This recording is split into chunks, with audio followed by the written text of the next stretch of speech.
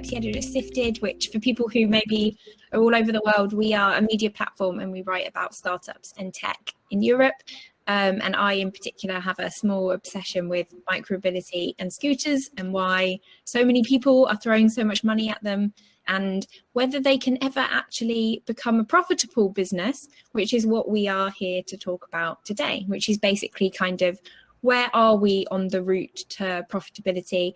Are there in fact some micromobility companies which are already very profitable, or is the whole industry quite a long way away from that? So my panel are going to introduce themselves, and I've told them all that they have to buy me a pint if they don't introduce themselves very quickly and briefly. So let's see if they know how to follow instructions. So Janelle, do you want to go first? Great, wonderful. Hi, my name is Janelle Wang. I'm the CEO and co-founder of Acton. Acton is an end-to-end micromobility as a service solution provider to move people and goods intelligently. Check out our website, acton.space. Amazing. You passed the test. Felix? Hi, I'm Felix Peterson. I'm the head of Europe for Spin. Spin is a micromobility company, part of Ford. Ford Mobility was founded in 2017, acquired in 2018 by Ford, and now I'm heading the expansion into several countries in Europe. Amazing. Eric? Hi, this is Eric, co-founder and CEO of Win. We're the leading micromobility provider in Europe and Middle East. Amazing. And Alex? Yeah, hi, my name is Alex. I'm the CPO of Inverse. Actually, the idea for the pint was mine, Amy, right? It was, I'm sorry. Anyhow, yeah, Inverse is one of the leading mobility tech companies providing tech infrastructure for shared mobility operators around the globe. Yeah, we are together with our customers. We are providing the technology to start, run, and scale a service like that. Yeah, providing the hardware and software to do so. Me myself, I'm based in Cologne right now, calling in from Cologne. And as a German engineer, I started my career in the automotive space, so I have a bit more than 10 years experience now. And yeah, I'm thrilled to join this conversation tonight about this really cool topic. In this. Great. I'm cutting you off there, otherwise you're into buying me a pint of poetry, I'm afraid. Okay, so for anyone who's only just joined, I'm going to be taking questions from the audience throughout the session. So if you have questions that you want to throw in, please put them in the session chat, and I'll try and keep an eye on them to ask the panel kind of as and when it's relevant. So I guess to start with, let's just ask the big question, which is kind of where are we currently at on this path to profitability? Is anyone actually profitable? And I know, Janelle, you have something to say on this. Oh, great. Yeah, so Acton as a solution provider to 100 customers globally. So, of course, Acton is profitable ourselves. But our goal is to support our customers, property owners to run their fleet. So because we have all the information, a lot of our customers, I would say, more than half are profit. Kind of uses what are the tricks? We dig a little bit deeper, why and how they did it, right? To run a profitable business in the operation side. A couple, key factors I would say sum up to 6 points, right? Could be robust hardware. So they use Acton's very long-lasting, hardware. That's very important. 2 will be the size of the fleet. If it's too small, it's hard to be profitable. It's too big, depends how you're going to manage it, right? So the size of the fleet is very important. 3 will be the location of the fleet, right? So you run the fleet in Mexico City will be very different to run the fleet in Texas or in Paris, right? So the location, how you choose the location, even within a city, can be, divided to a smaller pockets. That can play a big part. 4th will be software. Of course, intelligent software. How you map. Intelligent mapping will tell you when to put your vehicles out. Plays a big part. 5th will be the business model, right? Are you going to run your own operation team? or you're going to outsource, a third party or the juicers to take care of your fleet. That's a very different. Or you use a charging station. Some of our customers using, being not touching the vehicle for 3 months if they have a good, business model, have charging stations or locations. 6 will be operation team. Run your other to run, kind of just give plans. Oh, we've got an intruder. We've got our next panelist has arrived. Unfortunately, yeah. Great. Okay, he's on mute. We'll introduce him in a sec. So thank you, Janelle. That was really useful to kind of lay it out. I guess then sort of what would, if you wanted to have a perfectly kind of the perfect operation, what would be like the dream city? What would it look like in terms of size, the hardware you were using, the location it was at? Felix, do you want to maybe talk us through what that would look like if you could kind of magic that up? Right. I think Janelle already had mentioned a couple of really interesting good points. I mean, obviously, micromobility started in very dense urban core environments, and that's at least for the form factor scooter, of course, a really good environment. To make it work. So you want to see very, very high demand levels, like in Paris, or now everyone, London and New York is coming up. So that's a really interesting one. So of course, extremely high demand levels help, right? But for example, we just launched in the UK in smaller communities. We're serving smaller communities in Germany as well. So I mean, it really depends. If you have a cluster and you're serving it from a central warehouse, and then new technologies like swappables. Or what we introduced today, a Tortoise, this self-rebalancing scooter, and these kind of technologies, of course, help to bring it sort of down market, I would say, to more rural communities, less dense communities. Form factors play an important role. So while maybe a year ago the answer would have been, probably Paris, depending on the regulation, right? Always depends on the regulation, and then there are some cultural factors like the like the bikeability and the infrastructure. But now I would say I think we're going to see very small communities being served by micromobility. We're seeing infrastructure being built between communities now in the Netherlands and Germany. There's a lot of focus to connect smaller communities, 10, 20 mile or 10, 20 kilometer commutes with electric bikes. That's all becoming a reality. So that's actually really exciting. And I wouldn't say, I think it depends on the operating model and on the hardware. There's not the best city, at least not, not going forward.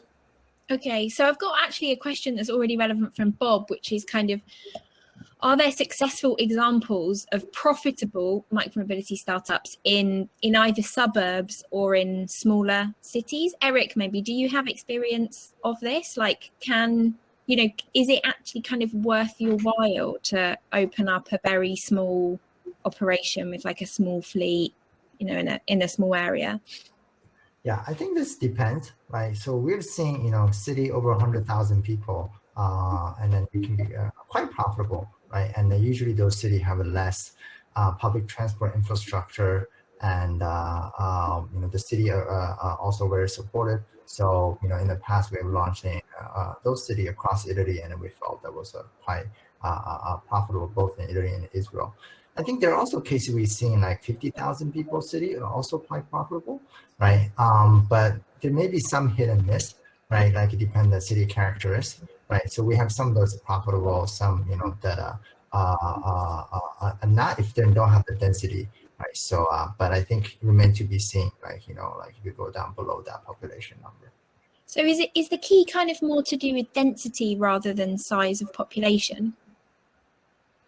Density, yeah, and the size of population, right, and also potentially competition, supply and demand at the end of the day, right? So if there's too many supplies, then no small city will work, right? But even if the supply demand is the right match, I think that works. And then also just based on your operation infrastructure, right? So do you have a swappable battery, right? We're the first one to introduce swappable battery for over 2 years now, right? And that really was a game changer in terms of improving operation efficiency.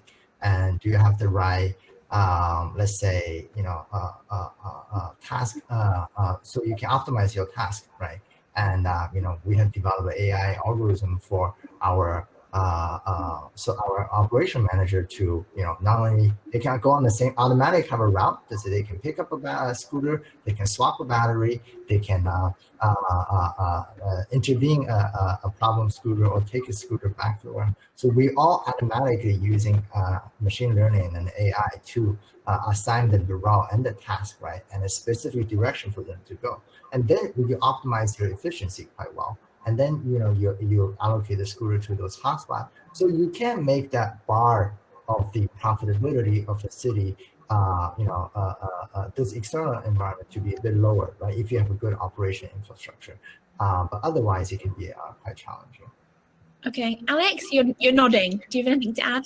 Yeah. I think we are on a good way to that. So, and I fully agree with Eric. I think there's a lot of I think we can improve across the operations, and so we will be more and more able to also go to smaller cities. I think we need to do that. I think it's actually exciting to go further down, from the very big cities to the smaller ones, because obviously people want to move around there as well. So and what Eric mentioned, I totally agree with that.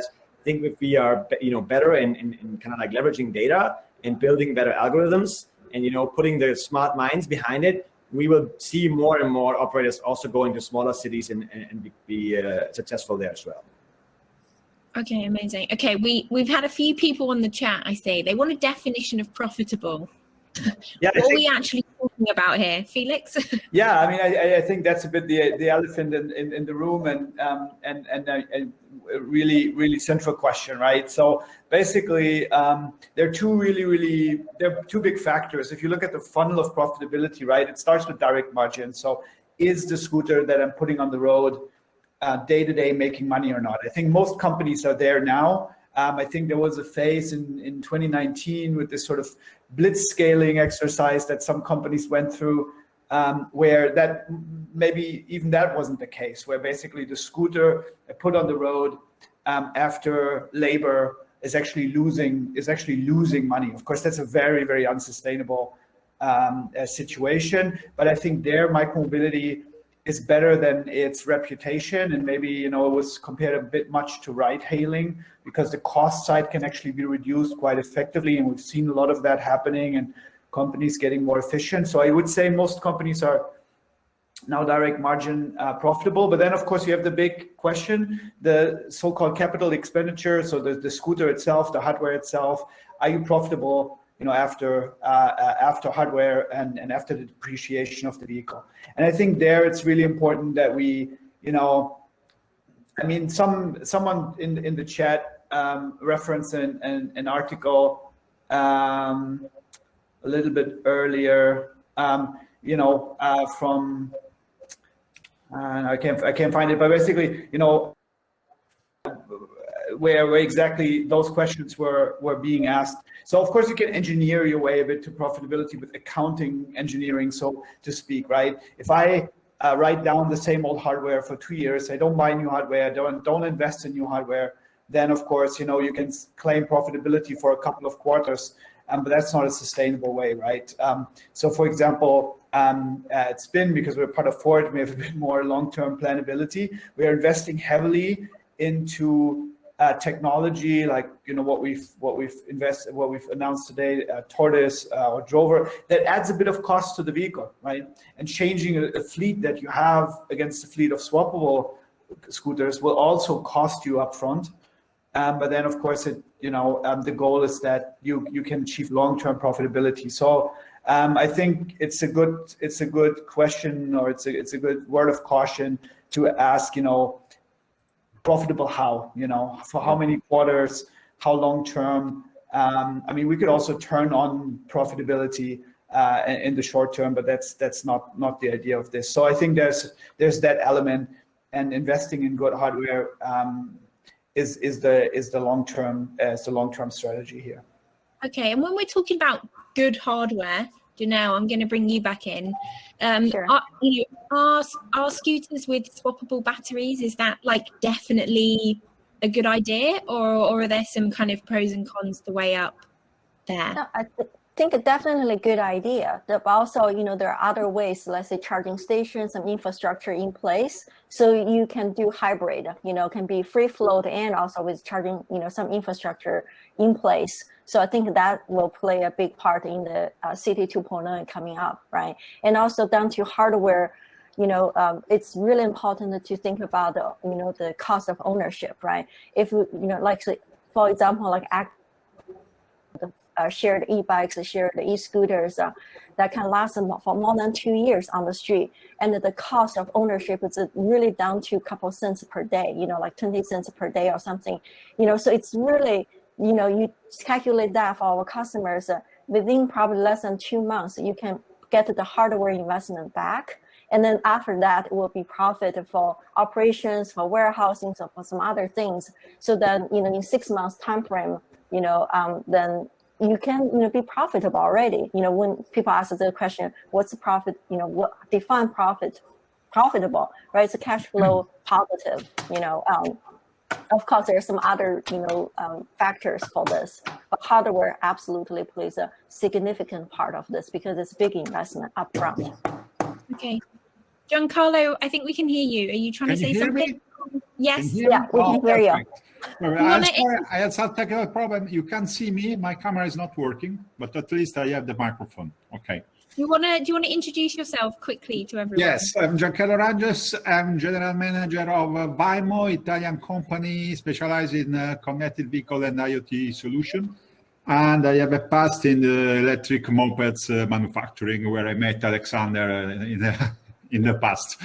And we were, in my previous experience, we were provider of such operator like Ecultra and Mimoto in the moped sharing mobilities. And now we are providing suppliers of Boy and other operators in bikes sharing mobility. Amazing. Okay, I'm gonna pick another audience question. I'm trying to keep up with them, but there's a lot. So if, can I just add something? Can I just add something? Yeah. So to your question, is battery swapping working? I think yes, absolutely. I think it's really good that we have that, and I can't wait to see like user-based swapping. That's I think the next level. I think that's where we need to go. And if I think about that's also what you mentioned, Felix. How we kind of like seeing that development in the vehicle development, and how we kind of like see, I don't know which version we are now. It was moving so fast, and going really step by step, learning and adding new components and new aspects to it to improve the service, and also then in the end, of course, pay into profitability. I think that's really like thrilling. And so I think it's you can try to look like you're profitable today, but it's much more interesting in this point in time, as we are just at the beginning, to experiment and learn, because there's just so much more to learn. If you don't dare to do that, then you won't get there. Okay, we've got a few questions coming in about how sustainable swappable batteries are, which I guess is kind of a bit more of a environment question, but if you keep on, having to replace them, that's not great for profitability either. Who wants to answer that one? Well, first, we use electric vehicle, electric Gupio, and bikes to do these battery swaps. So, our every single trip is carbon neutral, right, on our wind scooter platform. So, and the second is, I think having a swap battery is definitely more I think economical than if you have to take the scooter, bring back to the warehouse, do them on the van, and then bring it back to charge, right? So I think it's no brainer, right? If you can swap a battery rather than take the whole scooter. So I think it's definitely sustainable, and we have seen our business model change completely, right? Since when we didn't have this in the early 2019, when we had this, and we have those scooters been running for a year and a half or more longer now, and they're still swapping well, and we expect them to at least have a 2 more years of scooter life or more left. Okay, great. Alex, you mentioned the kind of if users start charging them. I know Tier have got this kind of big vision of a kind of charging network where the users get money off rides if they go and charge up the batteries themselves. Do you think, is that a way we're kind of moving, or is that just one option? Because I mean, it just sounds kind of smart. I don't know if it's going to work out, but it sounds logical. Yeah, actually, I no. have a different opinion. Sorry, go ahead, Alex. Yeah, I have a different opinion on that. Alex first, and then I'll come to you, Janelle. Okay. So yeah, no, I definitely think that's really exciting, and that's the way to go.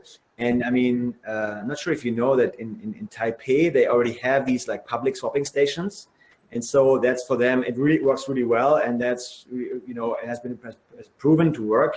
There. This is not for the sharing. It's also for the people owning these vehicles. They can kind of like subscribe to that and just change batteries on the go, like in a gas station, so to say. And actually, speaking of gas station, that's where we're coming from. I was an early employee with Car2Go, and back then we also incentivized users to fill up the car themselves, which is you're just passing a gas station. Why not doing it? Getting some incentives for that. It's much more sustainable and makes more sense than sending somebody to drive the car then to a gas station and back somewhere. So I think that's definitely the way to go. Yeah. So I have and Janelle, you agree?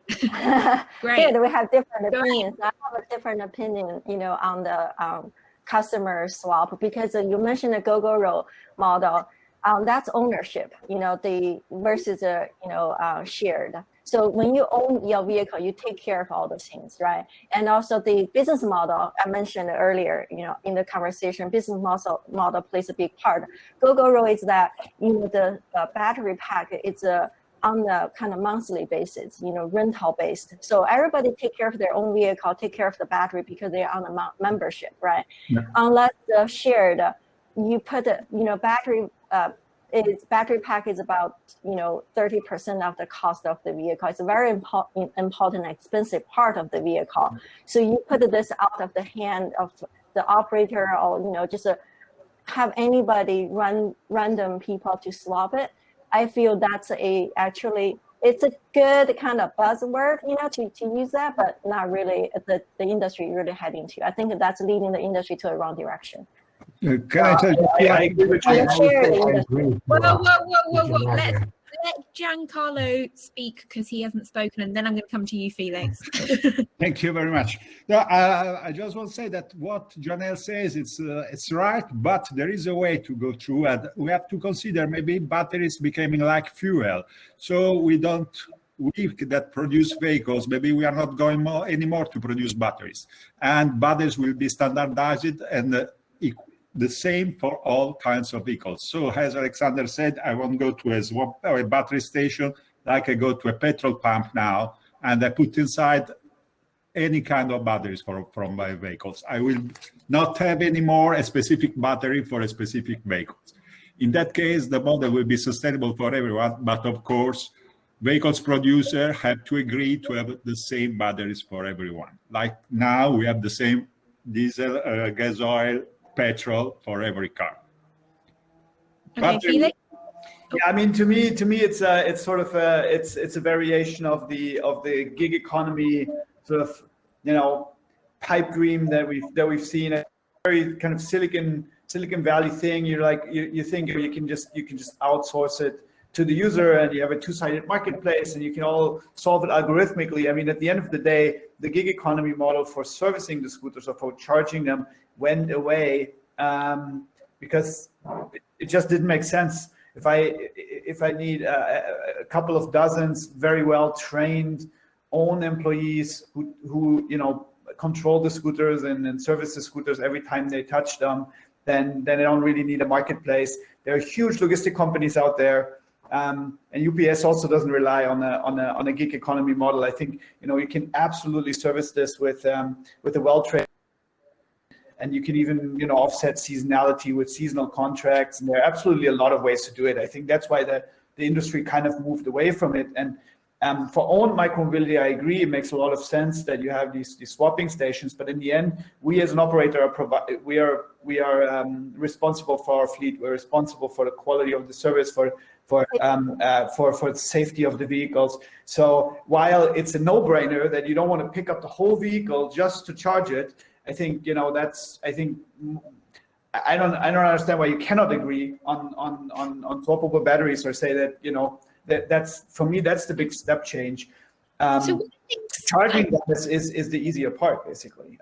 You need to have decentralized warehouses and smart infrastructure around it, but I would still want our qualified, trained personnel opening and closing the hatches for the batteries and making sure that the scooter is all right when they touch them. Okay. Yeah, I think I totally agree. Yeah, I totally agree here as well.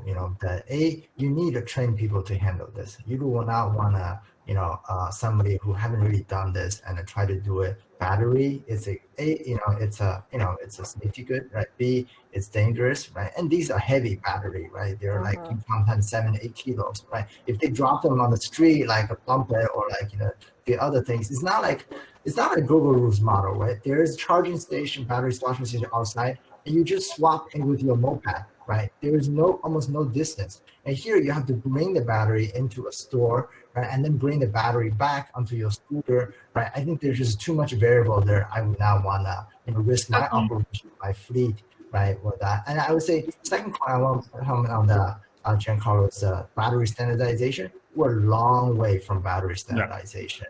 Yeah. I know, well, it's a long way. We're many years away. So I mean, that's the dream. I think it's great. It sounds it's great in an ideal scenario, but we're talking about hardware infrastructure, hardware produced. Every manufacturer wants to own their own battery infrastructure. That's why Tesla has their own battery. Other car maker has their own battery. So I think we're probably, unless there's some government forces, right, everybody use the same battery, it won't happen anytime soon. Okay, so on I think something that's quite compelling about something that's quite compelling about the battery swap thing, though, is that people save money, right? It makes something that someone posted in the chat, like, it's pretty expensive taking scooter rides, and that is a way potentially to make it more accessible to people who don't have quite a lot of money to spend on a very short ride.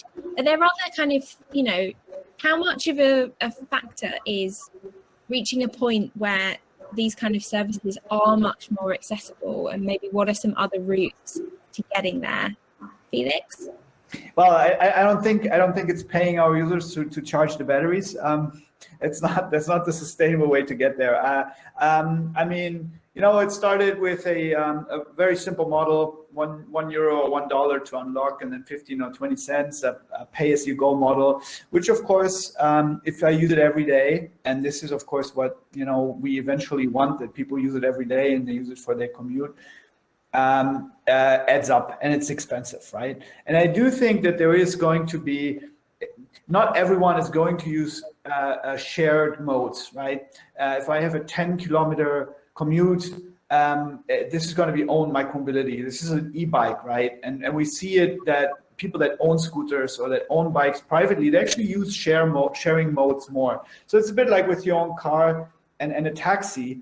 You're not going to start using a taxi every day. So what I'm trying to say here is that there is always going to be a price point, because you're renting a safe and fun vehicle, and it's you rent it for you personally. So I mean, it has to have a certain price. That being said, I think the important route here, there are two things that are important. One is, and we've seen this in the market, like with the passes that we have and other operators have as well, subscriptions. I mean, at the end of the day, the question is not so much is the I think we have a much too vehicle-centric view, right? Like, what is the cost of the vehicle to service it per day? What is the revenue per vehicle? I think the whole industry needs to start moving more into a customer-centric view, where we see, okay, what is people's mobility budget, and how much are they spending? And for example, personal car ownership is quite a costly thing. So if we can see, people spending a larger chunk of that mobility budget that they have for themselves or for the household on micromobility, I think that's where we have to get to. And then eventually, I think the vision is that you have a subscription of under $100 euros per month, or even sort of in the realm of a public transport ticket that you are, in addition to bundle with a public transport ticket, that you can basically just pick your mode, whether it's zipping to a meeting on the scooter, or doing the weekly shopping with an e-bike, or taking an electric shared cargo bike to bring your 2 kids to school or pick them up from school, and all that in sort of a flat fee. I think that's where we have to get to as an industry. That needs to be the vision that we all work towards. It's not about optimizing pay-as-you-go scooter rides. It's really giving people a mobility network. And I think that's that's what we have to look to more, and that's what we're doing, analyzing a lot more. How much are people spending on a monthly basis? I think the whole industry has to come to a more customer-centric view. Okay, and when we're talking about customer-centric, obviously you've got kind of 2 customers a lot of the time, haven't you? You've got, especially if you're an operator, you've got cities who you're now increasingly having to win tenders of and work with, and then you've got the actual riders. So someone shared in the chat about 500 years ago, but I noted it down, about should more operators be working towards a business to government strategy that involves some funding from central or local government, in the same way that often like bus and train services do.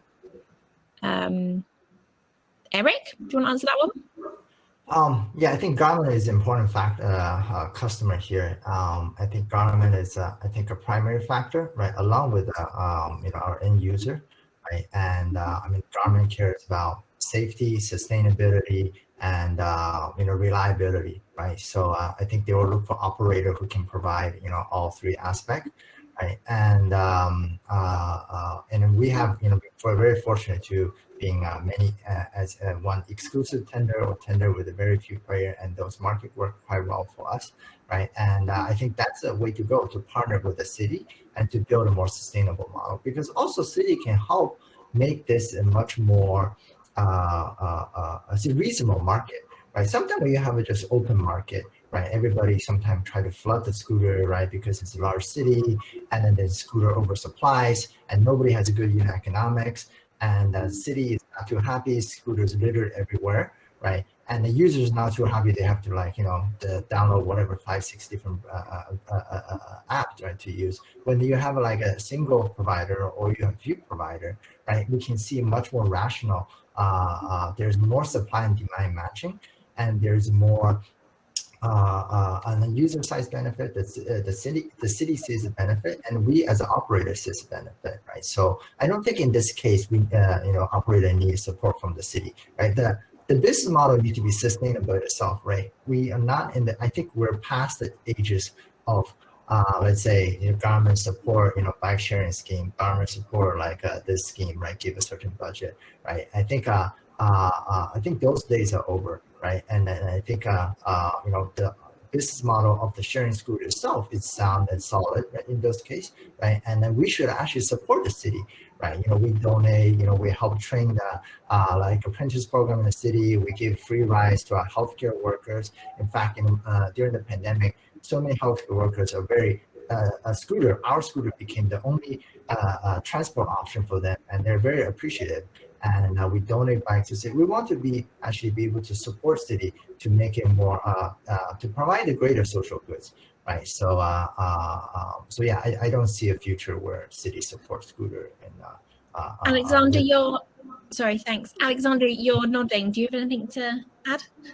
Yes, I do. So yeah, I agree, and I think I think these tenders are quite interesting, and I think the cities do good to do that. I think we already heard the example of Paris doing a good job there. I think Barcelona was not that great because they were allowing a lot of operators with just rather small fleets.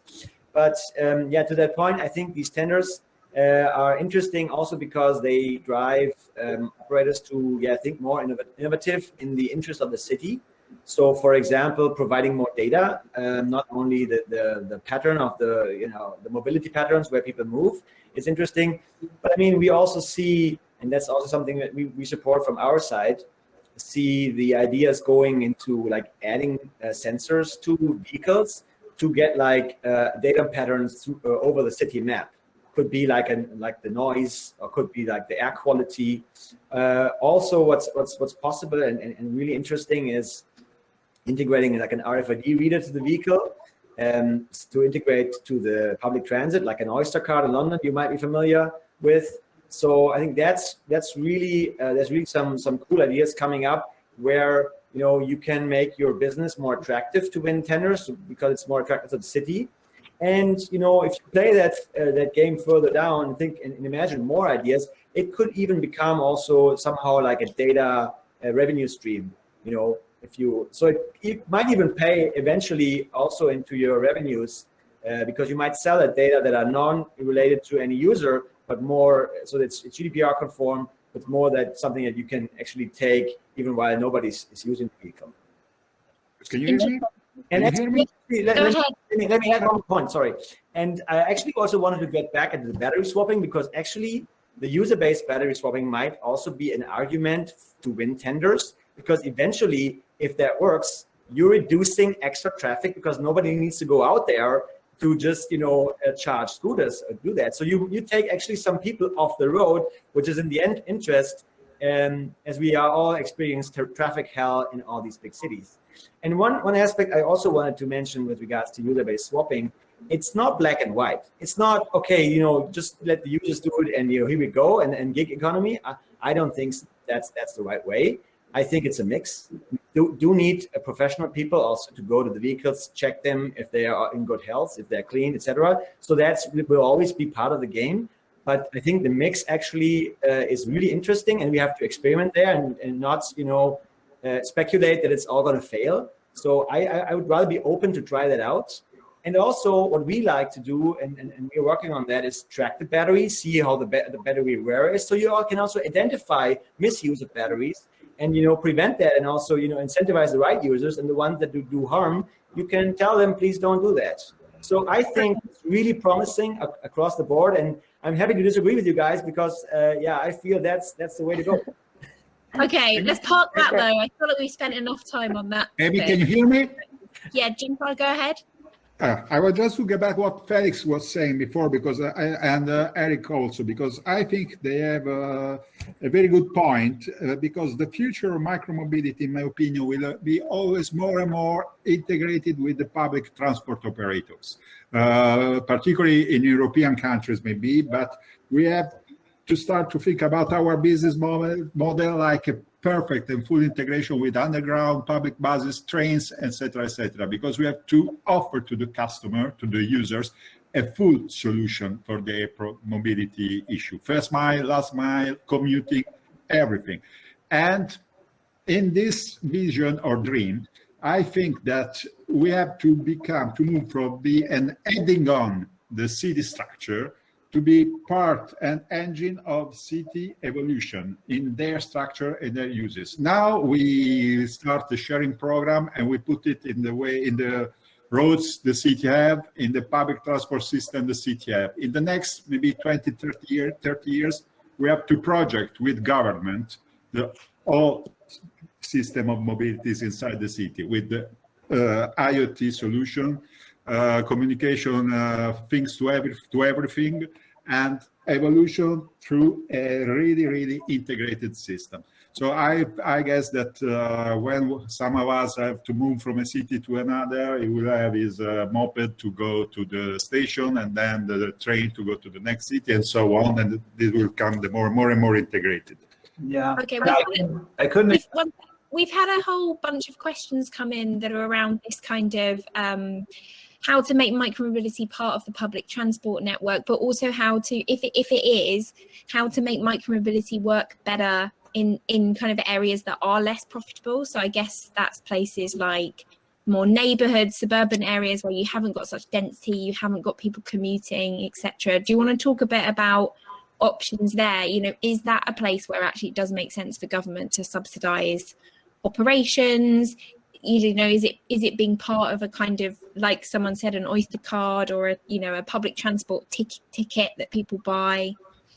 Felix, do you want to go? Yeah, I think scooter companies and cities in 2019 really got off on the wrong foot, right? And it was clearly right now we're running highly complex systems, right? But because of the behavior of just flooding the streets, it devalued the whole service. It's almost like you send out an army there to just providing garbage collection services and didn't talk to the city, and you're just going to start doing garbage collection now.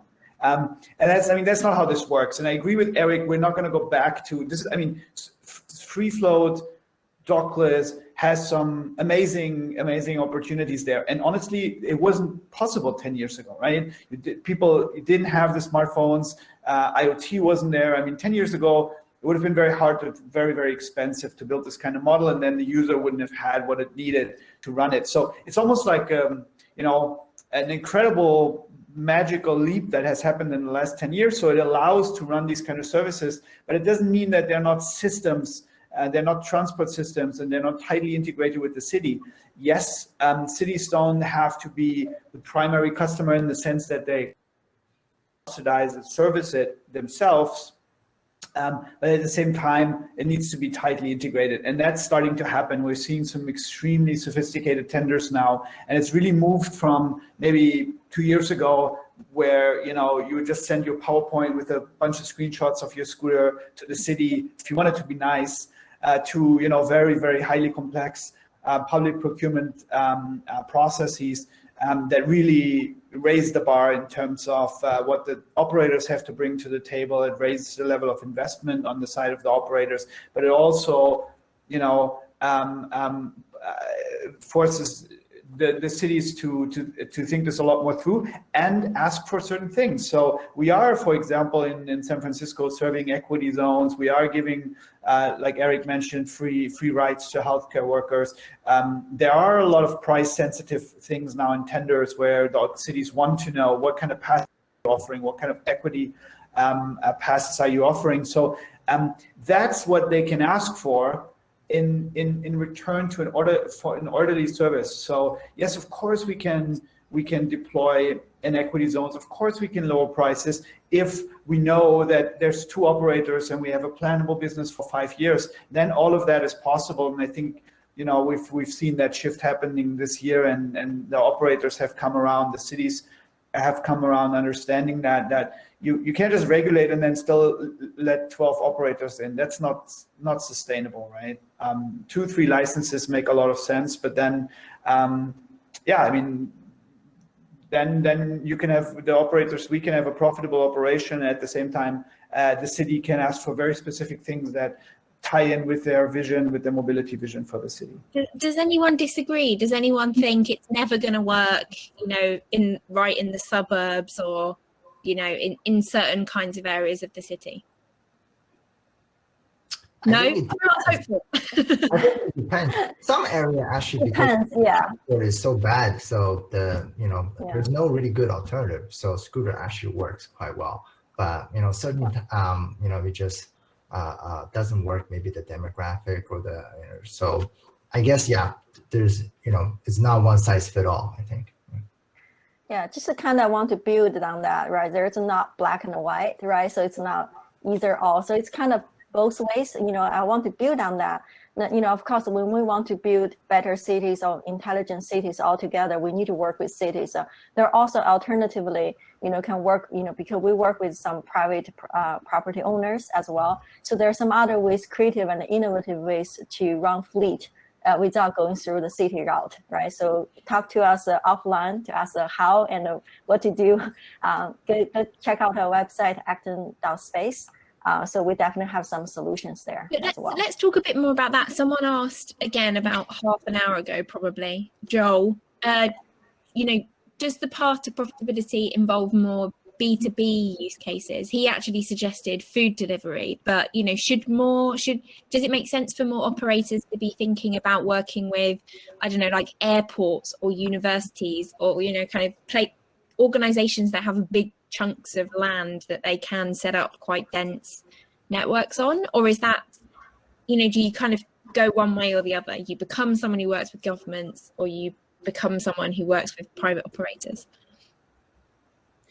I think it's both. Yeah. So work with, you can run, with the city on some fleet, options, and also work with the private, property owners or, some buildings or, build some finding creative ways, because there's so much space. So, the the sky's the limit, right? So there's you look at the city, there are many, much unused space there, that can be used, just depends on how you're going to use it, who owns that piece of property, either it's a city or either somebody else owns it, right? So that's kind of want to, bring that open to the audience, there are other ways to run fleet as well. Yeah, I would like also to add to that. So I think there is probably a lot of interesting business ideas and business opportunities out there, and yeah, B2B could be one way.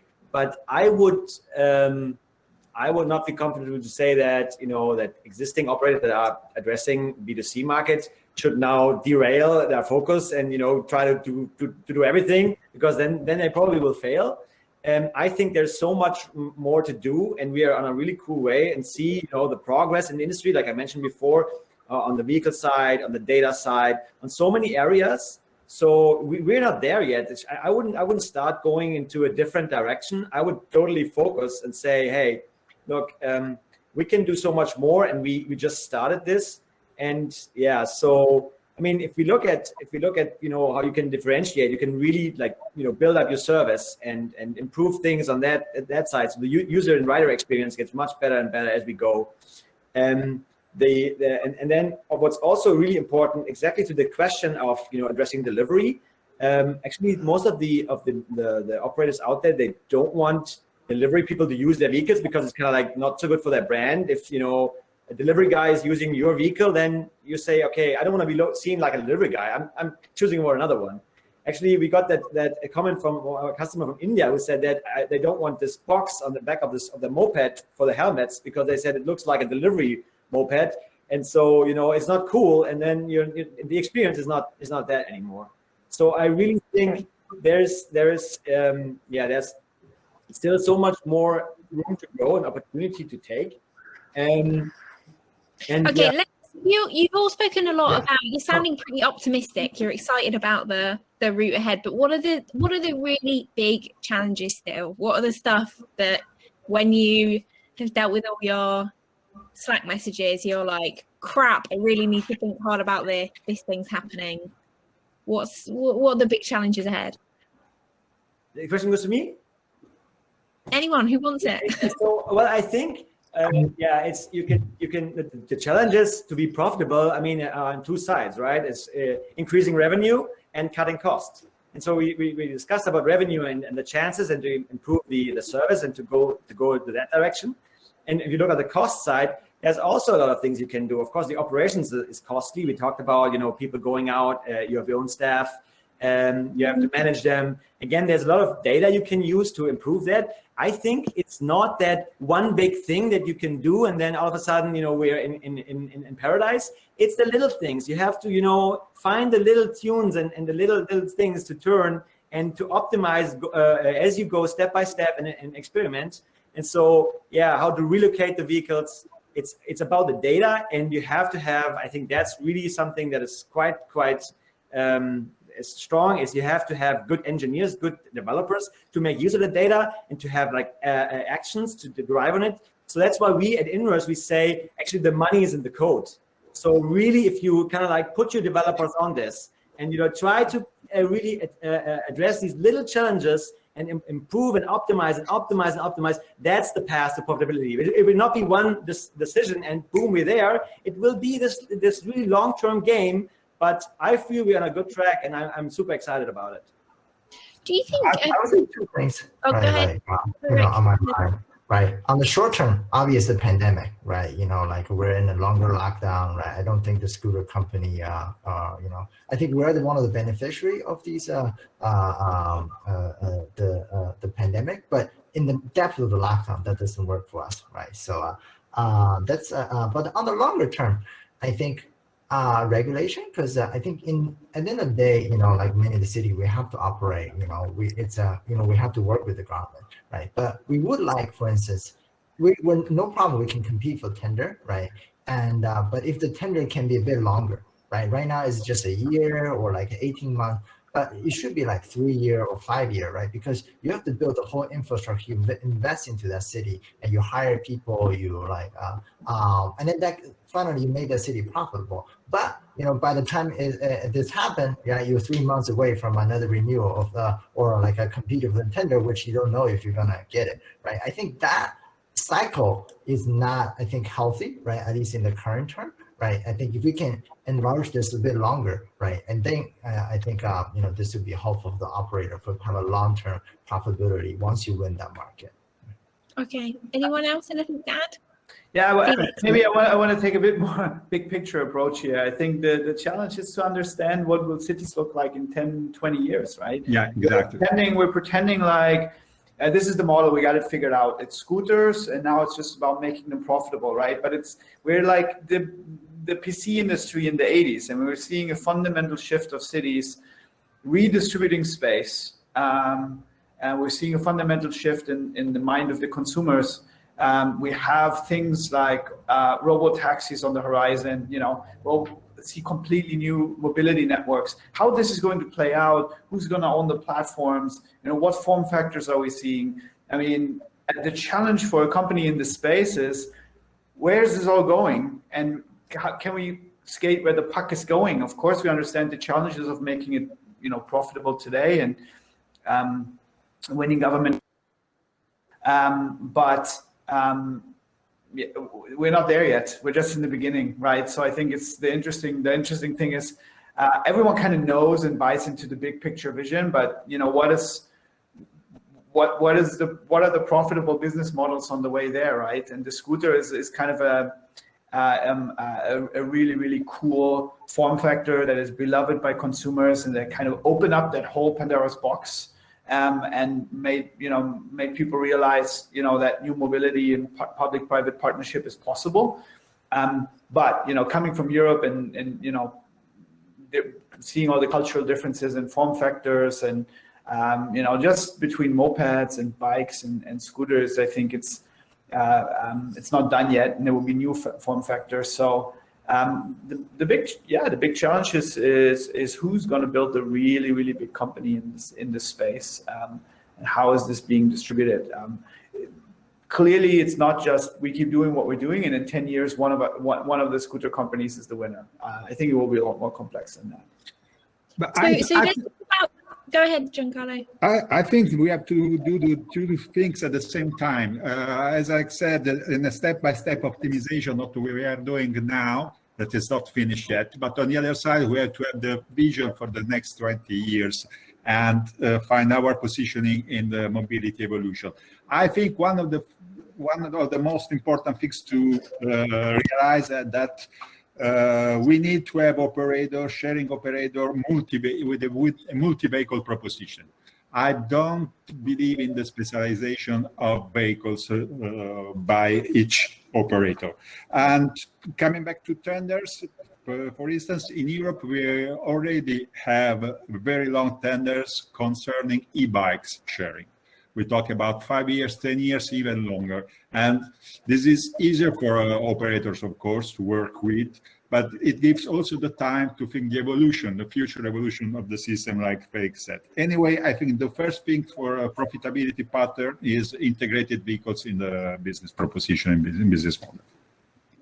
Okay. Anyone else think that kind of having lots, very multimodal fleet, I find that so hard to say, is kind of a must-have? I would say absolutely. Yeah, absolutely. Some of our customers enjoy that because for scooter, I think it's a shorter trip. So like 3 miles, probably that's a sweet spot. For a little bit longer trip, you need e-bikes. I say about less than 10 miles, and then more than 10 miles, you probably need a moped or maybe drive a car. I think there are more options there, meaning you have a more audience space. You open up to more use cases. Either it's a commute or short trip or visiting somewhere. So that's absolutely, I think, benefit of our operators. Since you already have the operation team there, why don't you bring more options to your customers and open up new doors for new customers? And and to the point that you work with the city and the bigger picture, similar thing. We have, of course, the short term, everybody, is working out to be profitable, and also need to see a bigger picture build something for long lasting, long term. You think about 3 years, 5 years, what we're going to, be in 5 years, in 10 years for the city, for, for your, your team, for the industry. Bigger picture thinking that's absolutely needed for this industry. And Eric, does it make sense for the operators to kind of build a model of e-bike or do that all themselves, or do you think it makes sense to see a bit more consolidation here, so you maybe have a bit, a well-funded scooter operator buying a less well-funded e-bike company or whatever it is, I think it really depends.